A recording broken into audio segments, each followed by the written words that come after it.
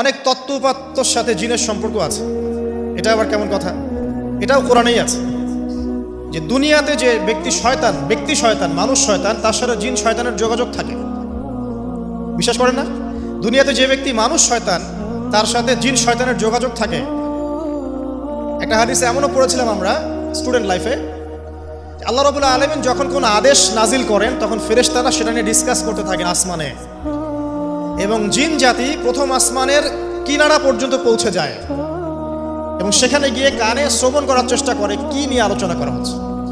যদি কোনো একটা সংবাদ তাদের কান পর্যন্ত চলে আসে, তাদেরকে বিতাড়িত করার জন্য আল্লাহ রাব্বুল আলামিন উল্কাপিণ্ড ছোড়েন। ওখানকার ফেরেশতারা আছেন, তারা অগ্নিশিখা নির্বাপন করেন। সূরা সফফাতের প্রথম দিকে পড়ে দেখবেন। এই জিন দুনিয়াতে যে কবিরাজ বা তান্ত্রিক বা জাদুকরের আন্ডারে আছে, সে এসে তাকে জানিয়ে দেয় এই হতে যাচ্ছে। তখন সেই তান্ত্রিক এই সত্যটার সাথে আরও 100টা মিথ্যা জড়িয়ে জনগণকে বিভ্রান্ত করে। তখন তার কথা ফলে যায়, মানুষ মনে করে যে তান্ত্রিক অনেক বড় কিছু হয়ে গেছে। তো এগুলো সবই ফিতনা। যাই হোক, এই জিনের ব্যাখ্যা কিন্তু আমরা করতে পারছি না বিজ্ঞান দিয়ে। আমরা আত্মা কাকে বলে জানি না। আত্মার কি কোনো বৈজ্ঞানিক ব্যাখ্যা আছে? স্বপ্ন দেখি মাঝে মাঝে আমরা, স্বপ্ন সত্য হয়। অনেক সময় অনেকের স্বপ্ন সত্য হয়, কোরআন তার সাক্ষী। অনেক সময় অমুসলিমের স্বপ্ন সত্যি হতে পারে, কোরআন তার সাক্ষী। ইউসুফ আলাইহিস সালাম জেলখানায়, মনে আছে? দুজন ব্যক্তি স্বপ্ন দেখলেন, একজন শরাব পান করাচ্ছেন মনিবকে, আরেকজনের মাথার মধ্যে রুটি, এখান থেকে পাখি রুটি খেয়ে চলে যাচ্ছে। এই দুজন ব্যক্তি কিন্তু মুসলিম নন। তারপরে ইউসুফ আলাইহিস সালাম বললেন, একজন নিষ্কৃতি পাবে এবং তার মালিককে সে শরাব পরিবেশন করবে, সে মুক্ত হয়ে যাবে সামনেই, অচিরেই। আরেকজন ব্যক্তি তোমাকে শুলদণ্ড দেওয়া হবে, তোমার মাথার মধ্যে যে মগজ আছে এটা পাখি এসে খেয়ে ফেলবে। কুদি আল-আমর, এটা হয়ে গেছে, এটা আল্লাহর পক্ষ থেকে ফয়সালা। তাহলে এই স্বপ্ন মিথ্যা ছিল না সত্য? তো এই স্বপ্নের বৈজ্ঞানিক কি ব্যাখ্যা আছে? বিজ্ঞান কি এই পর্যন্ত যেতে পারবে? নাই। অতএব সবকিছুর বৈজ্ঞানিক ব্যাখ্যা বুঝতে হবে না। নবী সাল্লাল্লাহু আলাইহি ওয়াসাল্লাম বলেছেন, নবী সাল্লাল্লাহু আলাইহি ওয়াসাল্লামের প্রতি দরুদ পাঠ করা হলে এই দরুদগুলো সংগ্রহ করার জন্য এক শ্রেণীর ফেরেশতা আছেন, স্পেশাল ফেরেশতা, মালায়েকা। আর আমাদের সায়েন্স অবশ্য মালায়েকায় বিশ্বাস করে না, তারা জিন জাতিতেও বিশ্বাস করে না। যদিও বা নবী করিম সাল্লাল্লাহু আলাইহি ওয়াসাল্লাম বলেছেন এক শ্রেণীর স্পেশাল ফেরেশতা আছেন যারা দরুদগুলোকে সংরক্ষণ করেন। আমরা যে কথাগুলো বলছি রেকর্ড হয়ে যাচ্ছে না? আজকে থেকে 100 বছর 200 বছর আগে মানুষ এটা কল্পনা করতে পারতো? আমরা এখন যেখানেই মুভ করছি, সিসি ক্যামেরা, ভিডিও, এটা সেটা, স্যাটেলাইট, এগুলো আছে না? আজকে থেকে 300 বছর আগে মানুষ এগুলো বিশ্বাস করতে পারতো? আজকে থেকে 1000 বছর আগের কোনো মানুষকে বলেন স্যাটেলাইট দিয়ে পুরো বিশ্ব নিয়ন্ত্রণ করা যায়, সে বলবে যে পাগল, তার মাথায় ঢুকবেই না স্যাটেলাইট কি জিনিস। ঠিক একইভাবে আল্লাহ পাকের জ্ঞান হচ্ছে লক্ষ কোটি কোটি বছর আগের, চির নতুন, চির প্রাচীন, চির আধুনিক। এই জ্ঞানের ঊর্ধ্বে কারো জ্ঞান নয়। এই জন্য এখন এগুলো কথা অনেকেই প্রশ্ন তোলে যে ফেরেশতা আবার কি জিনিস, জিন আবার কি, ইসলাম এগুলোতে কেন বিশ্বাস করে? সুবহানাল্লাহ। মানে তাদের বক্তব্য হচ্ছে ল্যাবরেটরিতে যেটা প্রমাণ করা যাবে না সেটার অস্তিত্ব নাই। প্রত্যেকটা বস্তুকে হয় কঠিন হতে হবে, না হলে তরল, না হলে বায়বীয়, এর বাইরে কিচ্ছু নাই। আসলে কি তাই? তো সবকিছুকেই বিজ্ঞান দিয়ে ব্যাখ্যা করতে হবে জরুরি না, এর ঊর্ধ্বে অনেক কিছু আছে। এর জ্ঞান, এর শেষ সীমা থেকে আল্লাহ পাকের জ্ঞান শুরু হয়। অতএব এটাকেই চূড়ান্ত জ্ঞানের মানদণ্ড মনে করার কোনো কারণ নাই। আমাদের মধ্যে একটা শিরকি আকীদা ঢুকে গেছে এখন। এটা একটা শিরকি আকীদা। সেটা হচ্ছে যে কোনো বিষয় যদি বৈজ্ঞানিকভাবে প্রমাণিত না হয়, কোরআন সুন্নাহয় থাকলেও মনে করি এটার অস্তিত্ব নেই। এটা আমাদের সাইকোলজিক্যাল সমস্যা। এখন এই জেনারেশনের বেশি সমস্যা, কারণ তারা পড়াশোনা করতে করতে মনে করছে সব কিছুকেই বিজ্ঞান দিয়ে প্রমাণ করতে হবে। তুমি তো তোমার আত্মাকেই প্রমাণ করতে পারবে না। একটা মানুষ হাঁটছে রাস্তা দিয়ে, পড়ে গেল, ডেড, এরকম হচ্ছে না? তাহলে কি এমন ছিল তার দেহের মধ্যে, বের হয়ে চলে গেল, সে ডেড? বলবে হৃদযন্ত্রের ক্রিয়া বন্ধ হয়ে মারা গেছে। তা ক্রিয়াটা বন্ধ হলো কিভাবে? কে হুকুম করলো? কার আদেশে বন্ধ হলো? কে নিয়ে গেল রুহটা, আত্মাটা? তো এগুলো তো ব্যাখ্যা করতে পারবে না। সো এই কনসেপ্ট থেকে বের হয়ে আসতে হবে যে প্রত্যেকটা বিষয় বিজ্ঞান দিয়ে প্রমাণ হলে পরেই বিশ্বাস করবো, না হলে করবো না, এটা ঠিক নয়। কোরআন এবং সুন্নাহ যা আছে এটা চূড়ান্ত। এর বাইরে যা আছে এটা যদি কোরআন সুন্নাহর সাথে মিলে যায় আমরা গ্রহণ করবো, কোনো সমস্যা নেই। কিন্তু না মিললে আমরা কোশ্চিন কালো সেটা মানতে রাজি নই। আসুন, নবী করিম সাল্লাল্লাহু আলাইহি ওয়াসাল্লাম বলেছেন এক শ্রেণীর স্পেশাল ফেরেশতা আছেন, মালায়েকা, নূরের তৈরি, আলোর তৈরি, আলো দিয়ে তৈরি, নূর দিয়ে তৈরি, যারা নিঃসন্দেহে আলোর বেগের চেয়ে বেশি বেগে ভ্রমণ করতে পারেন, নিঃসন্দেহে। আচ্ছা, তো তারা স্পেশালি এই দরুদগুলোকে সংগ্রহ করেন, দরুদ এবং সালাম এটাকে সংগ্রহ করেন, করে নবী সাল্লাল্লাহু আলাইহি ওয়াসাল্লাম পর্যন্ত পৌঁছে দেন। এরপর আল্লাহ রাব্বুল আলামিন আল্লাহ সুবহানাহু ওয়া তাআলার ইচ্ছায় নবী করিম সাল্লাল্লাহু আলাইহি ওয়াসাল্লাম এর জবাব দিয়ে থাকেন। একটু চিন্তা করেন যে আপনি মনে করেন আল্লাহ রাসূল সাল্লাল্লাহু আলাইহি ওয়াসাল্লামের দরজায় দাঁড়িয়েছেন, কথার কথা মনে করেন যে তিনি জীবিত আছেন, কথার কথা আপনি তার বাড়ি চেনেন, তার বাসায় গেলেন, গিয়ে নক করলেন, গিয়ে নক করে বললেন আসসালামু আলাইকুম। এবার নবী সাল্লাল্লাহু আলাইহি ওয়াসাল্লাম ভিতর থেকে আপনাকে বললেন, কথার কথা ধরে নেন যে ওয়ালাইকুম আসসালাম। এর অর্থ কি?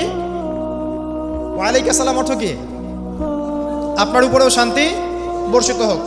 আচ্ছা, আবার মনে করেন আপনি বাসার ভিতরে আছেন, আপনার বাসায় নবীজি এসেছেন সাল্লাল্লাহু আলাইহি ওয়াসাল্লাম, কথার কথা।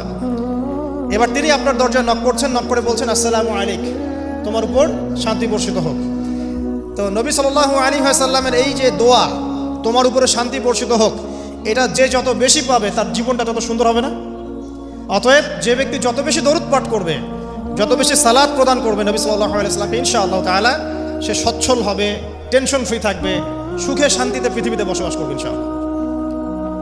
আর সুখ বলতে আমি শুধুমাত্র চাকচিক্য বোঝাচ্ছি না, বাড়ি গাড়ি স্ট্যাটাস বোঝাচ্ছি না। সুখী হওয়ার জন্য টাকা যথেষ্ট না। অনেক সময় দেখবেন কোটিপতি মানুষ সুখী নয়, একজন ভ্যান চালক সুখী। সুখ টাকা দিয়ে কেনা যায়? সুখ বলতে মনের সুখকে বোঝানো হচ্ছে। আল্লাহ পাক আমাদেরকে বোঝার তৌফিক দান করুন। আমি যেটা বলতে চাচ্ছিলাম, জুমার দিনে বেশি থেকে বেশি নবীর উপর দরুদ পাঠ করতে হবে। কোন দরুদ পাঠ করব? একটা সংক্ষিপ্ত দরুদ আছে, পড়তে পারি আল্লাহুম্মা সাল্লি ওয়া সাল্লিম আলা নবিয়িনা মুহাম্মদ, এটা পড়তে পারি। আরেকটা আছে আল্লাহুম্মা সাল্লি আলা মুহাম্মাদিন ওয়া সাল্লিম, এটা সংক্ষিপ্ত। আর যদি আপনার সামনে নবীর নাম উচ্চারণ করা হয় বলবেন সাল্লাল্লাহু আলাইহি ওয়াসাল্লাম। অথবা সবচেয়ে সেরা দরুদ হচ্ছে দরুদ ইব্রাহিম, আল্লাহুম্মা সাল্লি আলা মুহাম্মদ ওয়া আলা আলি মুহাম্মদ কামা সাল্লাইতা আলা ইব্রাহিম ওয়া আলা আলি ইব্রাহিম ইন্নাকা হামিদুম মাজিদ। আল্লাহুম্মা বারিক আলা মুহাম্মদ ওয়া আলা আলি মুহাম্মদ কামা বারাকতা আলা ইব্রাহিম ওয়া আলা আলি ইব্রাহিম ইন্নাকা হামিদুম মাজিদ। এটা প্রথম আমল, জুমার দিনে করবেন। এছাড়া প্রত্যেক দিন সকালে 10 বার এবং সন্ধ্যায় 10 বার করে দরুদ পড়বেন। তাহলে কি হবে? ইনশাআল্লাহ তাআলা আপনি, আমি, আমরা সবাই কিয়ামতের মাঠে নবী সাল্লাল্লাহু আলাইহি ওয়াসাল্লামের সুপারিশ পেয়ে যাব ইনশাআল্লাহ। সুপারিশ সম্পর্কে একটা হাদিস শুনিয়ে দেই, যথেষ্ট হবে ইনশাআল্লাহ। নবী সাল্লাল্লাহু আলাইহি ওয়াসাল্লাম বলেছেন, আমার উম্মতের যে ব্যক্তি, যে কোনো ব্যক্তি, নারী পুরুষ, সাদা কালো, বাঙালি, পাকিস্তানি, আফগান, সিরিয়ান, যেখানকার মানুষ হোক না কেন, যে কোনো ব্যক্তি, সে যদি শিরিক না করে মারা যায়, আল্লাহর সাথে শিরিক করে নাই, এই অবস্থায় মারা গেছে, নবী সাল্লাল্লাহু আলাইহি ওয়াসাল্লামের সুপারিশ তার উপর ওয়াজিব হবে ইনশাআল্লাহ।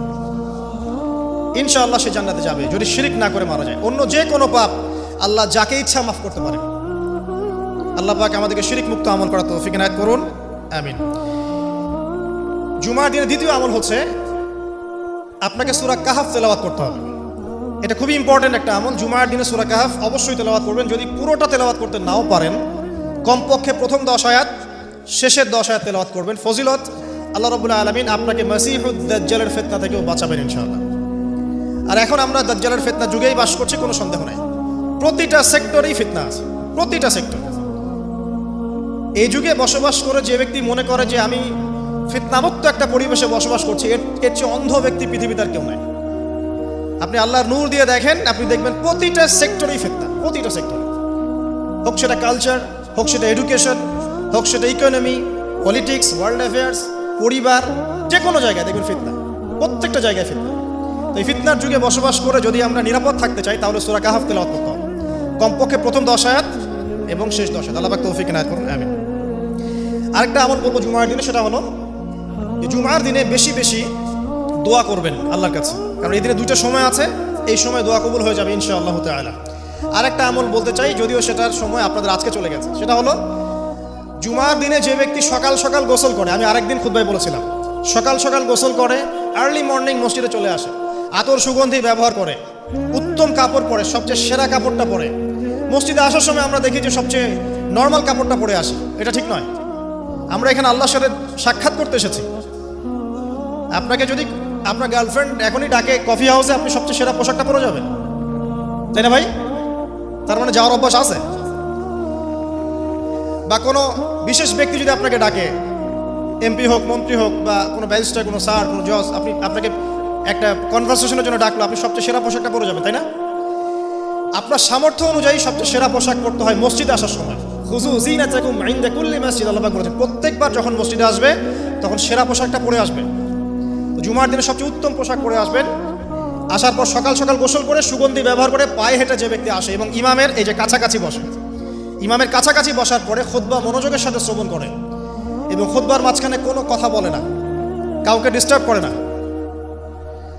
এরপর ইমামের সাথে নামাজ আদায় করে।